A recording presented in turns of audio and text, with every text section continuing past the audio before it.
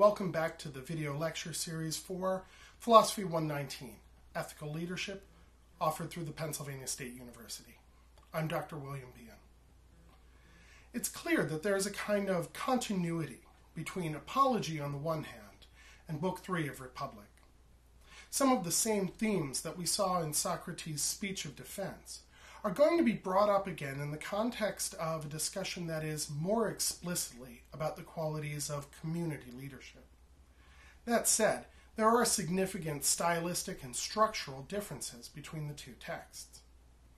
Whereas in Apology, the primary theme was individual virtue, the main concern of Book 3 seems to be the way in which a society can cultivate a generation of good leaders. And I think that the idea of cultivation is particularly important here. When we cultivate something, a plant for example, we don't make it in the sense that it's manufactured artificially, but rather we open up the space in which that thing can become what it naturally is. For example, if I plant tomatoes in my backyard, I have to specifically cultivate them by installing stakes, or else the vines will grow on the ground and the fruit will rot. In this case, I don't make a tomato, but the tomato would not grow properly without my specific intervention. This seems also to be the case with the cultivation of a generation of leaders. You cannot make somebody into a good leader if they don't have the proper nature. But on the other hand, that leader will never flourish and realize his or her full potential unless he or she is properly educated and trained up.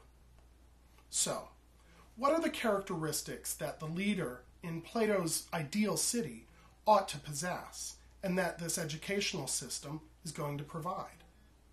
Well, the first among these is courage.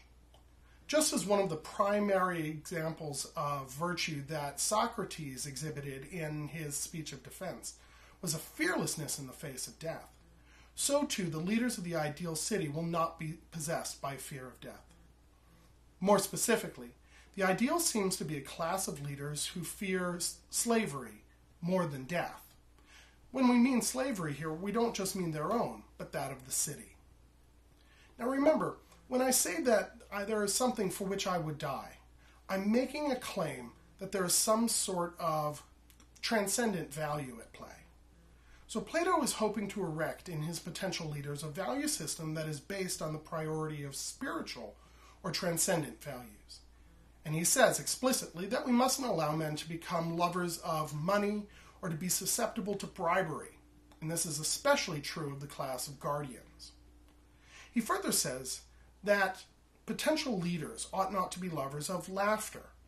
Now this doesn't mean that they should be humorless, but rather that any violent change of mood is going to be problematic for a leader. The leader must be somebody who is in control of his or her emotions at all times. And he says that while it is important that the average citizens observe moderation, especially in terms of the pleasures of drink and food and sex, it's also important that they obey the leaders. And here, Plato is clearly making a defense of a paternalistic or authoritarian sort of state. But he also seems to be suggesting that the standard of virtue is going to be somewhat different for the guardians than it is for private citizens. And this is something that we're going to see over and over again in the course of the semester. This distinction can take two forms, and sometimes these forms even overlap within the same ethical system.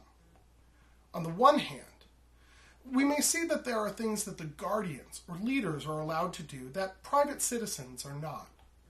On the other hand, it may be that the guardians or leaders are held to a higher standard, and that things that are permissible for private citizens are not permissible for them. And we can see both of these in Book 3 of Republic. Specifically, the guardians are charged with control of what private citizens can read or hear or view. A system of strict censorship is being advocated by Plato here. Only the leaders are qualified to make decisions regarding what and whether a particular artwork, poem, or anything else is going to be beneficial or detrimental to the city in the long run. The idea is that the citizens of the city will not have poor examples of virtue that they can themselves use to justify their own corruption.